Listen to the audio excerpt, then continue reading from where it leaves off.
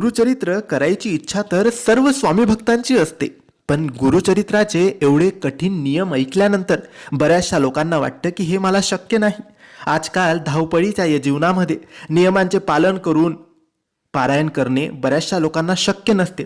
त्यावेळेस जर गुरुचरित्र पारायण करणे तुम्हाला शक्य नसेल तर तुम्ही फक्त या ओळी बोला.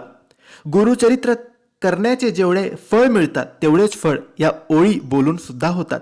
रोज सकाळी किंवा संध्याकाळी देवपूजेच्या वेळेस स्वामींच्या समोर बसून या ओळी तुम्हाला वाचायच्या आहेत. या ओळी काही अशा आहेत.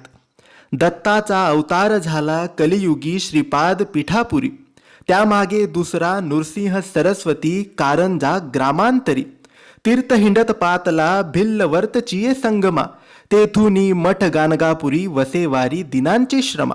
अगदी सोप्या या 4 ओळी आहे.